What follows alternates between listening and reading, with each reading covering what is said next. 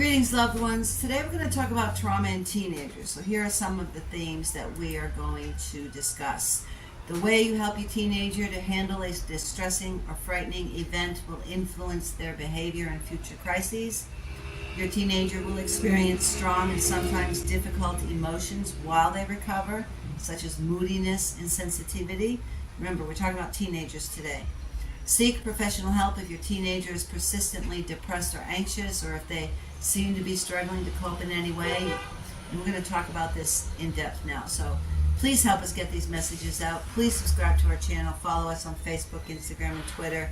Hit the like button and the notification bell. And please share these messages with others. You could save a life. So, teenagers. It is normal to have strong emotional or physical reactions following a stress event. However, teenagers who experience a distressing or frightening event are often concerned by these strong emotions that they are experiencing.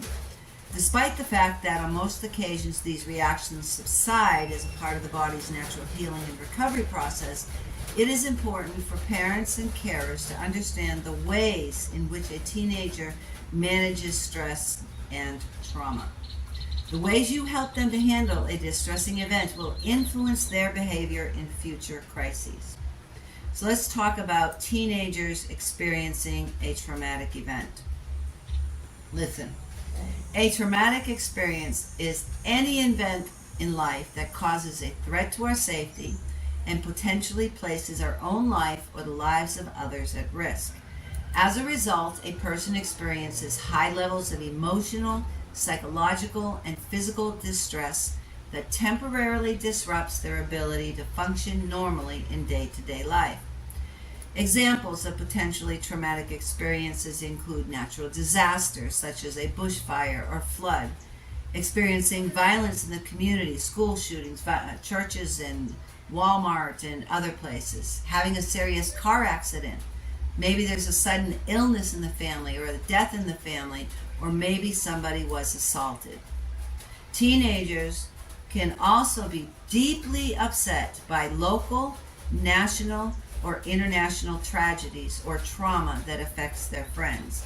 Your teenager is going to handle trauma differently than younger children or adults. The younger child depends directly on their family, whereas teenagers, they look to their peer group for support. So in order to help them, parents need to understand the ways in which teenagers manage distress. So it's important that you maintain open communication with your teenager. You can be sure that the event, particularly if it has been in the media, is a hot topic at school and on social networking sites. So it is important to create an atmosphere in your home that lets your teenager know how it is okay to talk about the experience that they've had or the things that they've seen. Leading by example is one way to do this, but other suggestions could be, it's natural you want to protect your child from harsh realities, but avoiding talking about the event will only increase your teenager's anxieties. So when it seems appropriate, check in with your teenager. Ask them how they're doing. Don't accept, okay, fine. Parents can set a good example by talking about aspects of their own experience with one another in front of children. That is, talk about the event as a family. Share your thoughts and feelings. You can, let's say there was a school shooting in your community. You can say, wow, this really scared me that something could have happened to you, but I'm so glad the authorities have the person, and now we're working to make it safe. How are you feeling? You must be impacted. What are you thinking? Talk as a family together. Share your thoughts and feelings. Listen to them. It's important. Teenagers feel like their parents don't listen to them. I encounter that all the time in this work. And remember that feelings of distress, anger, or grief, they're a natural part of the healing, and expressing them usually leads to feeling better. So, if they're feeling anger, or if they're feeling grief, or if they're feeling depressed, it's natural, and allow them to express that. Don't say, don't be angry, don't be sad about this, or don't be depressed about this. Everything's fine. Those are diminishing their feelings and emotion. Tell them about distress and grief reactions. They need assurance that what they're feeling is normal. Say, it's really normal for you to be angry right now that somebody did this to your friend. So let's talk about that. Don't have expectations, and don't demand that your teenager will feel a certain way about the event. Respect their emotions and their beliefs. Even if you don't agree with them or understand them, respect them. A lot of children, especially teenagers, in addition to feeling their parents don't listen to them, they feel like their parents don't respect them either. And then we need to remember that we need to respect our teenagers. We're teaching them how to respect others. And if the event directly affected your family, it's possible your teenager may not talk to you for fear of upsetting you. Like say an uncle sexually abused your daughter. She may not want to talk about it because she may feel like it's her fault and she's going to get you upset at your uncle. And she doesn't want to upset you because she knows you're going to be upset. But let her know that sharing thoughts and feelings together as a family, that is helpful to every family member, even if the conversations are painful. It's really important to talk about it. Help your teenager to gain perspective on what happened. A distressing or a frightening event shakes a person's belief in the security and predictability of their world. Teenagers can feel particularly overwhelmed or anxious, and some of the ways in which you can help them gain perspective in order to regain a sense of control include helping your teenager to find out as much as they can about what happened and why. Cause and effect to a teenager is very important. However, make sure that you obtain information from reputable and reliable sources and not the gossip mongers. While honest facts are essential, don't dwell on the gruesome details or give additional unnecessary information that may simply add to their distress. It's about finding a balance between too little and too much information. A teenager may feel that the world is a threatening and dangerous place, particularly in the case of a well-publicized human tragedy such as natural disasters or acts of terrorism or school shootings in the community. Help them appreciate that for every terrible act, there are many more people in the world trying to make things right. This, again, is where the church comes in. You need to have recovery from trauma programs in your church. Soul care, emotionally healthy spirituality, La Mujer Herida. I've got a bunch of books.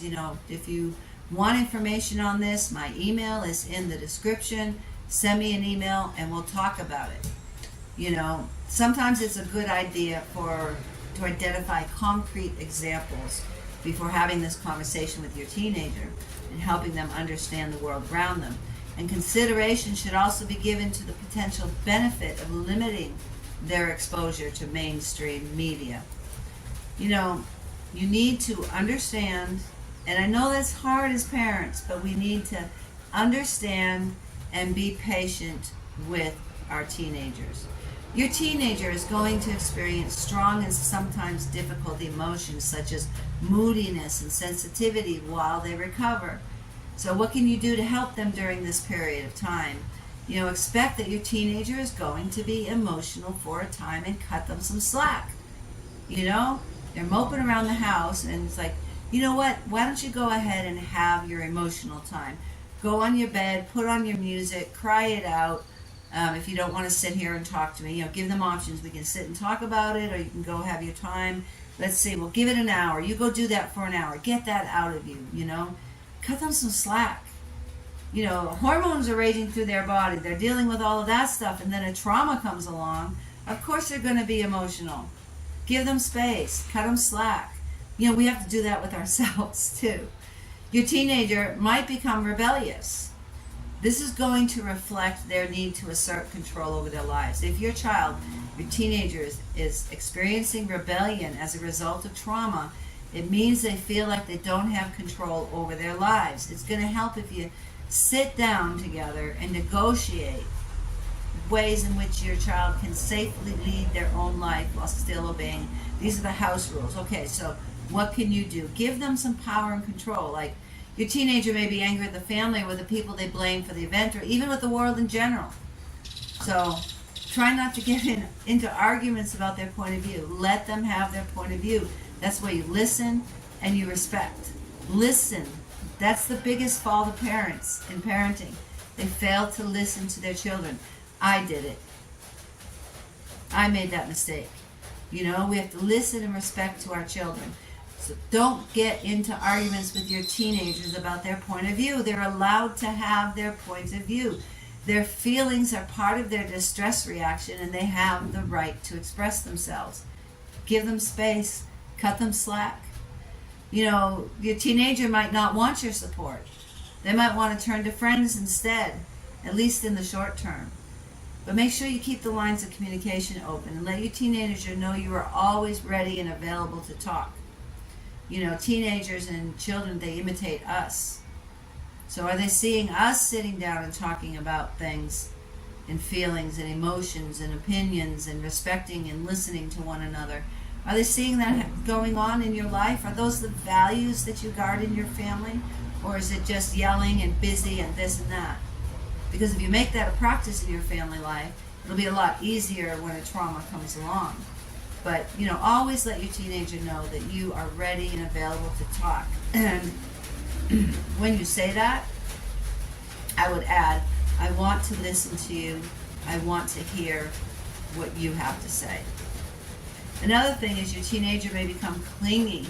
They might not want to go anywhere. They might want to be with you everywhere you go. You know, so give them plenty of love and reassurance. And remember, your teenager is the same person they were before the event, even if they seem different. And if asked, gently let the young person know that they're having a normal reaction to a frightening and terrifying experience, and that in time, these strong reactions, they're going to subside. Let them know that. So, Micah 6:8 says, He showed you, O man, what is good, and what does the Lord require of you? Require, not suggest. It's not an option. To do justice, love mercy, and walk humbly with your God. You are called, we are all called to be champions for justice. And that means caring for those who are vulnerable. And again, I'm going to say it. If you do not have a trauma recovery program in your church, send me an email. Let's talk about it, and let's help you get one started. If you're a victim of violence, I want you to know there is a way out. You're not trapped. I want you to know that it is not your fault. If somebody abuses you and says they love you, they are lying to you. Abuse is not love. And most of all, I want you to know that you are not alone. Again, my email's in there. If you're suffering, send me an email. We'll try to connect you with somebody nearby for help. And if you're suffering violence, like I said, reach out to someone today. Reach out to me. I'll answer your email. I'll read your email. Maybe we'll have a text conversation or video conversation, and we'll try to hook you up with people near you, a church near you, some trauma program that is in your area. If you find yourself, though, if you're in a dangerous situation, dial 911, because that will bring your help immediately. And most importantly, if you know of a child or another person suffering violence, you need to tell the authorities. God's watching you. He has commanded you to love one another as He has loved us. And if you know somebody suffering violence and you do nothing, the question is, are you loving them as God has loved you? In our next episode, we're going to continue talking about trauma and teenagers. So until then, God bless you.